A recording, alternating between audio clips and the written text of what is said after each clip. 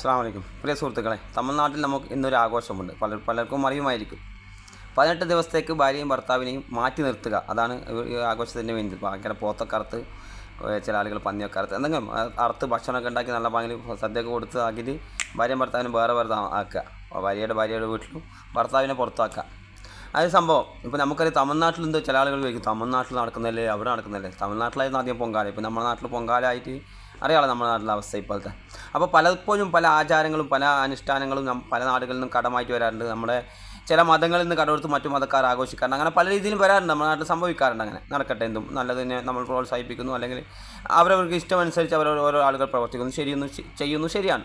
അവരവരുടെ ഇഷ്ടത്തിന് നമ്മൾ വിടുകയാണ്. ബുദ്ധിക്കും ചിന്തിക്കാനും ബുദ്ധി കൊടുക്കാനും ആലോചിക്കാനും ഒക്കെ നമ്മൾ അങ്ങോട്ട് വിടുക. ഒരാൾ ആലോചിക്കുക, എന്ത് ചെയ്യേണ്ട, എന്ത് പ്രവർത്തിക്കേണ്ട, നമ്മുടെ മതത്തിൻ്റെ ഭാഗം എന്താണ്, അവരുടെ മതത്തിൻ്റെ ഭാഗം എന്താണ്, എല്ലാം വിശാലമായി നമ്മൾ ചിന്തിക്കുകയും പഠിക്കുകയും പ്രവർത്തിക്കുകയൊക്കെ ചെയ്യുക. ശരി, ഓക്കെ. അപ്പോൾ എൻ്റെ വിഷയം അതല്ല. ഇപ്പോൾ ഈ നമ്മളെ നാട്ടിൽ നിന്നൊക്കെ ഇപ്പോൾ ഈ 18 ദിവസത്തേക്ക് ഭാര്യയും ഭർത്താവ് മാറിയിരിക്കുക എന്ന് പറഞ്ഞാൽ, ഇപ്പോൾ സാധാരണ എപ്പോഴും നാട്ടിൽ തന്നെ ഇല്ല ആളുകളെങ്കിൽ നിസ്സാരമായിരിക്കും. നേരെ വെച്ച് ഒരു പ്രവാസിയാണെങ്കിൽ എൻ്റെ അവസ്ഥ അതാ. ഞാൻ ഒരുപാട് ഈ ന്യൂസ് കണ്ടപ്പോൾ ഞാൻ ഒരുപാട് ആലോചിച്ചു, ഒരുപാട് ചിരിച്ചു. കാരണം പ്രവാസിയായ ഒരുത്തനാണെങ്കിൽ 2-3 മാസത്തേക്ക് ലീവിന് പോയതാണെങ്കിൽ അവൻ്റെ അവസ്ഥ എന്തായിരിക്കും? ഈ ഓരോ അനാചാരം കൊണ്ടുവരുമ്പോൾ അതിൻ്റെ പിന്നിൽ നടക്കുന്ന ഒരു ഭവിഷ്യത്ത്, ഒരു മനുഷ്യൻ അനുഭവിക്കുന്ന പ്രയാസം എത്രയാണ്. അതുപോലെ ഇപ്പോൾ അടുത്ത കാലത്ത് മംഗലം കഴിഞ്ഞ ആളുകളാണെങ്കിൽ, നമ്മൾക്കിപ്പോൾ 15-14 വർഷമായി മംഗലം കഴിഞ്ഞിട്ട്, എന്നാലും നമുക്ക് ഒന്നിച്ച് നിൽക്കുമ്പോൾ സുഖവും സന്തോഷവും വേർവിട്ട് 2 ദിവസം അവളുടെ വീട്ടിലേക്ക് മാറിയിരിക്കുമ്പോൾ പ്രയാസം നമുക്ക് മനസ്സിലാവും. നമുക്കറിയാം, വിവാഹം ചെയ്ത ആളുകൾക്ക് ആ പ്രയാസം നമുക്ക് മനസ്സിലാവും. പക്ഷേ ഇവിടെ ഒരു കാര്യമില്ലാതെ 18 ദിവസം മാറി നിൽക്കുക എന്ന് പറഞ്ഞാൽ, ഈ അടുത്ത കാലത്ത് മംഗലം കഴിഞ്ഞതിൻ്റെ അവസ്ഥ എന്തായിരിക്കും?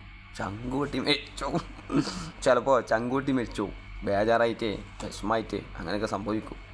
മരിക്കും എന്നുള്ള പറഞ്ഞാൽ അത്രയും പ്രയാസം ഒരാൾക്ക് അനുഭവിക്കേണ്ടി വരും. പെണ്ണിനും അനുഭവിക്കേണ്ടി വരും, ആണിനും അനുഭവിക്കേണ്ടി വരും. പ്രത്യേകിച്ച് അടുത്ത കാലത്ത് വിവാഹം ചെയ്തവർ. ഇപ്പോൾ പണ്ടത്തെ പോലെ ഫ്രണ്ട്സായി അടുത്തടുത്ത് ലവ് ആക്കി പ്രേമിച്ച് അങ്ങനെയെങ്കിലും അത്രയും ഉണ്ടാകുന്നില്ല. പക്ഷേ ഒരു കുടുംബക്കാർ തീരുമാനിച്ച് മംഗലിച്ചാലാണെങ്കിൽ അത്രയും പ്രയാസം ഉണ്ടാകും. അതുപോലെ എന്തിൻ്റെയും അനന്തഫലം, തിക്തഫലം, മനുഷ്യനിർമ്മിതമായതിൻ്റെ തിക്തഫലമാണ് ഇവിടെ കാണുന്നത്. മനുഷ്യൻ എന്തൊരു കാര്യം നിർമ്മിച്ചാലും, പണ്ട് കാലത്ത് എന്തുകൊണ്ട് ഇങ്ങനെ ആക്കി വെച്ചാൽ, ഈ തമിഴ്നാട്ടിൽ എന്തുകൊണ്ട് ഇങ്ങനെ സംഭവിച്ചു വെച്ചാൽ, പണ്ട് കാലത്ത് ഈ സമയത്ത് ഗർഭിണിയാകുമ്പോൾ, അതായത് ഈ മാസങ്ങൾ ഗർഭിണിയാകുമ്പോൾ, ഇപ്പോൾ ഈ 18 ദിവസമാണല്ലോ മാറ്റി കിടന്നത്, ഈ സമയത്ത് ഗർഭിണിയാകുമ്പോൾ ചൂട് കാലത്തായിരിക്കും പ്രസവം നടക്കുക. ആ കാലത്ത് അത്ര ഈ ശാസ്ത്രീയമായ ഉന്നതിയില്ല. ഇത്ര ഡോക്ടർമാരിലെ ആശുപത്രികളിലെ സംവിധാനങ്ങളിലൊന്നുമില്ല. അതുപോലെ ഇപ്പോൾ ഗർഭനിരോധ മാർഗ്ഗങ്ങൾ ഇന്നൊരുപാടുണ്ട്. പണ്ട് അതുമില്ല.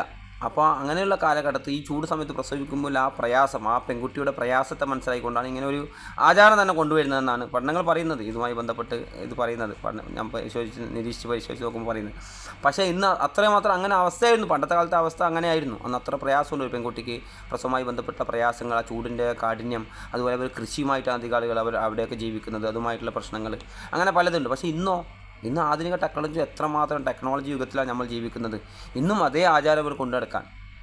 അപ്പോൾ നമ്മൾ ഇതിനെ കുറ്റം പറയല്ല, മറിച്ച് നമ്മൾ മനസ്സിലാക്കണം, ഒരു മനുഷ്യനിർമ്മിതമായ ഒരു സംഭവങ്ങൾ വരുമ്പോൾ എത്രമാത്രം ആളുകളും, ഒരാണാകട്ടെ പെണ്ണാകട്ടെ കുടുംബമാകട്ടെ ആ സമൂഹമാകട്ടെ എത്രമാത്രം പ്രയാസം അനുഭവിക്കുന്നുണ്ട് എന്നതാണ് നമ്മളിവിടെ മനസ്സിലാക്കാൻ പോകുന്നത്.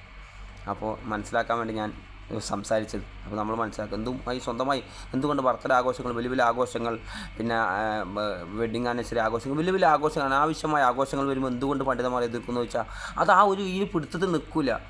ഇപ്പോൾ അവർ തമിഴ്നാട്ടിൽ കുറേ ആളുകൾ വിശ്വസിക്കുന്നത് എന്താ വെച്ചാൽ, ആ സമയത്ത് ജനിക്കുന്ന കുട്ടിക്ക് അംഗവൈകല്യങ്ങൾ ഉണ്ടാകും, ആ കുടുംബത്തിൽ പ്രയാസങ്ങൾ ഉണ്ടാകും, പിന്നെ കുടുംബത്തിൽ സാമ്പത്തികമായി പ്രതിസന്ധി വരും, അല്ലെങ്കിൽ വലിയ ബുദ്ധിമുട്ടുകൾ പ്രയാസങ്ങൾ വരും കുടുംബത്തിൽ എന്നൊക്കെ ഈ സമയത്ത് കുട്ടി ജനിച്ചാൽ ഉണ്ടാകുന്ന ഇവർ വിശ്വസിക്കുന്നത്, പല ആളുകളും വിശ്വസിക്കുന്നത്. അപ്പോൾ അങ്ങനെ പലതും വരും ആ ഒരൊറ്റ അനാചാരം കൊണ്ട്. അപ്പോൾ അവർ നമ്മൾ മനസ്സിലാക്കും, ഒരു ആഘോഷം എന്തെങ്കിലും വരുമ്പോൾ പണ്ഡിതന്മാർ എന്തുകൊണ്ട് എതിർക്കുന്നു വെച്ചാൽ, അതിൻ്റെ പിന്നിൽ ഒരുപാട് കാര്യങ്ങൾ ഇങ്ങനെ വന്നുകൊണ്ടേ നിൽക്കും. ഒരു കാര്യത്തിൽ നിൽക്കില്ല, ഒരു ബർത്ത്ഡേ ആഘോഷം നിൽക്കില്ല. പണ്ട് സ്കൂളിൽ ഒരു ചെറിയ ബർത്ത്ഡേ ആഘോഷമാണെങ്കിൽ ഇന്ന് ഫ്രണ്ട്സിനെ വിളിച്ച് പാർട്ടിക്ക് പോകണമെന്നാണ് കുട്ടികൾ പറയുന്നത്. വലിയ ഹാളിൽ പാർട്ടി വെച്ചിട്ടുണ്ട്, അല്ലെങ്കിൽ ഇന്ന് ഈ ഓഡിറ്റോറിയത്തിൽ വെക്കുന്നുണ്ട്, ഇന്ന സ്ഥലത്ത് വെക്കുന്നുണ്ട്, അല്ലെങ്കിൽ സിറ്റിയിൽ വെക്കുന്നുണ്ട്, അല്ലെങ്കിൽ ഇങ്ങനെ ഞങ്ങൾ ടൂർ പോകുന്നുണ്ട്. അതുമായി ബന്ധപ്പെട്ട് അങ്ങനെ പലതും ആഘോഷം ചെറിയ ഇതുകൊണ്ട് നിൽക്കില്ല. ഇല്ലാത്ത ഒരു ആഘോഷം നമ്മൾ കൊണ്ടുവരുമ്പോഴേക്കും, ഇല്ലാത്തൊരു അനാചാരം കൊണ്ടുവരുമ്പോൾ അതിൻ്റെ ബുദ്ധിമുട്ടും പ്രയാസവും മനുഷ്യൻ അനുഭവിക്കുന്നുണ്ട് എന്നത് യാഥാർത്ഥ്യമാണ്. തിരിച്ചറിയുക, എല്ലാത്തിനും പോയി തല വെച്ച് കൊടുക്കാതിരിക്കുക. നമ്മൾ ചിന്തിക്കുക, ബുദ്ധി കൊടുത്ത് ആലോചിക്കുക, മതപരമായി ചിന്തിക്കുക, ആലോചിച്ച ശേഷം തീരുമാനങ്ങൾ എടുക്കുക. നമുക്കൊക്കെ ചിന്തിക്കാനും നല്ല അറിവുകൾ നേടാനും അതനുസരിച്ച് പ്രവർത്തിക്കാനൊക്കെ നമുക്ക് സാധിക്കട്ടെ.